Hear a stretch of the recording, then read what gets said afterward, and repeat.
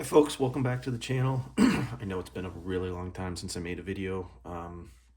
It's just the way it is. I don't want to get all caught up in making YouTube videos because sometimes I feel like I don't have enough time to just build and enjoy the hobby as it is, let alone start getting stressed out about making YouTube videos. So, like I said in my very first video for this channel, the videos that I make are going to be sporadic. Could be few and far between at times, but I'm going to try to make an effort here in the middle of the winter to make them a little bit more consistently. So anyways, wanted to give you guys a heads up on where things are here at the building iN-Scale studio. Got a couple things I'm working on, a couple things that came in the mail this week. First thing for the layout, I got this from Walthers, this Merchant's Row kit that I plan to start building maybe later today. I've already got the base down on the layout, painted concrete gray, just to see how that fits in with the layout. I'll show you guys that in a second. But this is kind of a pretty detailed kit from Walters. I really like their building structures. I have several of them on the layout. They can be a little bit of a challenge to build. This one's going to be a challenge because of different colors. I got to figure out how we're going to do that. Obviously, it's going to be an airbrush project, but you know, like the parapet here with the cornice and the water table here is going to be a challenge for painting. So that's going to be interesting. Here's the kit. I think I paid about $42 for this. I got it on Amazon, and looking forward to building it. As with all the Walters kits, the instructions are very thin, but for the most part, it's pretty easy to figure out how these things go together. I build a lot of plastic models. I'm working on this Peterbilt wrecker right now, so it's just really helpful to have that experience and those skills for something like this that you want to put on a train layout. So you know, this is about 5 sprues of pieces, and with the painting is going to be the challenge with this guy. But it's really good detail. The brick coursing, the mortar joints, everything is really nice and crisp. And then I also got for the layout, this just came yesterday, I think.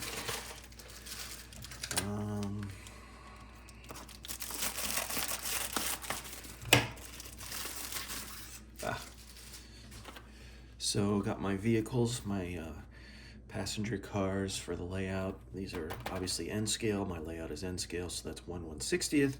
These are tiny. Kato, the Japanese manufacturer, good product, good company. Again, a lot of good detail here. I'll get these guys on the layout. I might weather them a little bit with some pastels or something, just to make them look a little bit dirty. We'll see. I think I paid, I want to say almost $20 for these. I notice a lot of vehicles and figures for iN-Scale are very expensive, especially if you get Kato or Woodland Scenics. Their stuff is pretty expensive. Okay, so also just to keep things fresh and interesting, and take a break from the layout now and then. I've been working on this for several years. The Peterbilt wrecker. I've been working on the bonnet or the hood, whatever you want to call it. And I really like. I hit this the grill, the radiator with a grime in the airbrush, and I really like that effect. Makes it look not only dirty like winter road grime, but a little bit burned too. I was really happy with that. Came out. The decals I put on 2 weeks ago took a couple days. Those look really crisp. You know, using the microsol and the microset from iN-Scale, this really helps your decals lay flat and really hug the surface. This is bare metal foil. From bare metal foil, and this is shiny chrome or or ultra chrome, I can't remember. But so far the bonnet looks really good. I gotta get the headlights in, and there's a couple other things. But I sprayed the underside kind of a grime with the airbrush, and I was very happy with how that turned out as well. A little bit of road spray here on the back of the fenders. Here's a driver's door. Again, I really like the decals. This is Steps Towing. This is a real towing service in Tampa, Florida. I couldn't fit the steps on here. I gotta look at that. I might be able to get it to sit, but there's a rear view mirror that's gotta fit there as well. And then on the inside, I use the I don't know what it's called, but it's for scale models. This is like a fuzzy interior, and this is really easy to apply. Makes it very realistic. This is just a tan brown, and then obviously the window lever and some other things are chrome. You got the glass in here, and then there's more of the bare metal foil for the chrome trim around that window.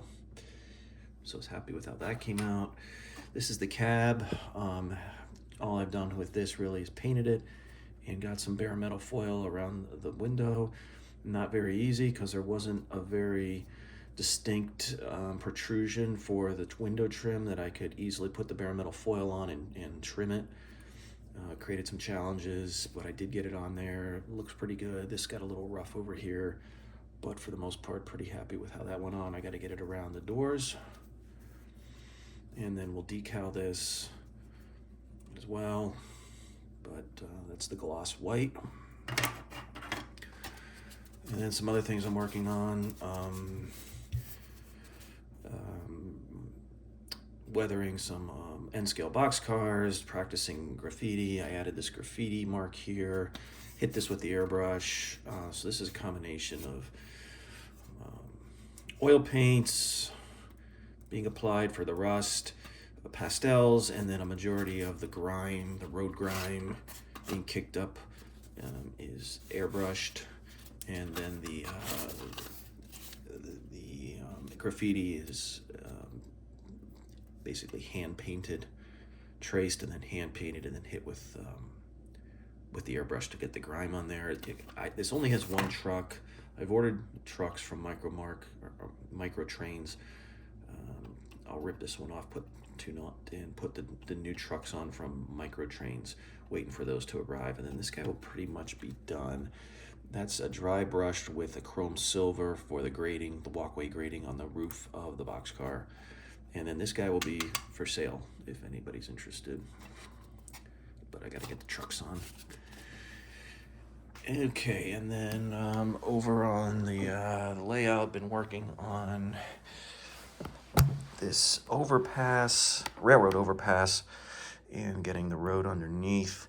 It was not easy because this has been in place for several months now, and I can't move it. It's all tied in with the rest of the track and ballasted, but had a lot of success and pretty happy with how that came out. I got the drainage ditch, if you will, over here. Got the concrete abutments, been applying from Woodland Scenic's rough turf, and I've been using brown grout mixed with sand for some dirt, and then again from Woodland Scenic's shrubs. And then I airbrushed the roadway, which I thought turned out really well. So gonna put a car under there. Got a little bit more. I'm gonna apply some rust pastels to the plate girder bridge because to give it a little more rust look, because some of those pastels have basically worn off over the past few months. And then over here, I recently completed the passenger station with the parking and safety barriers. And I was pretty happy. That's also a Walther's kit. Finished that between Christmas and New Year's. Not sure what's gonna go here. Parking.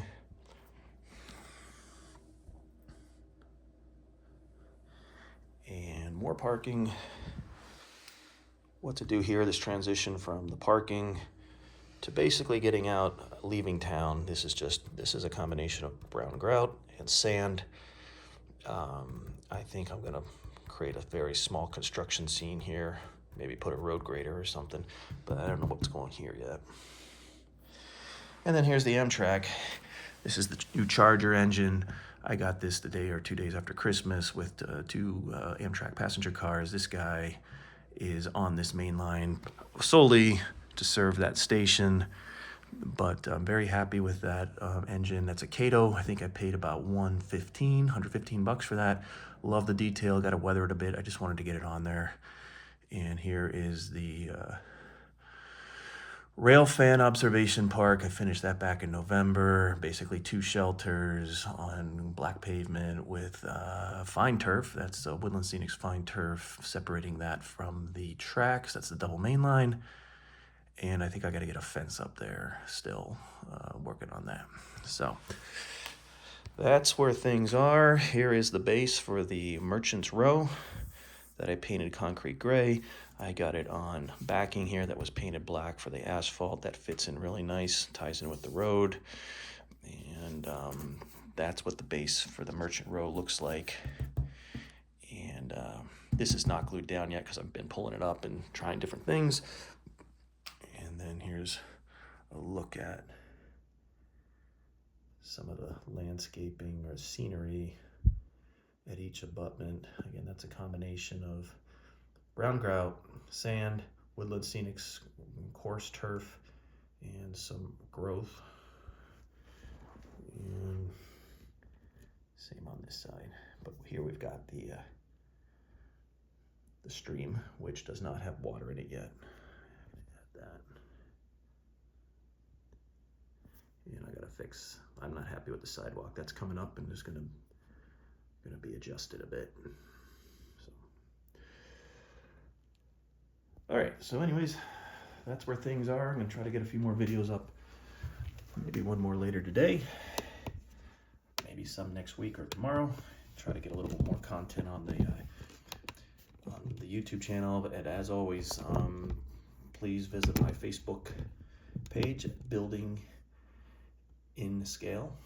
So that's building lowercase I, capital N, dash scale. All right. Thanks again, guys, and talk to you again soon.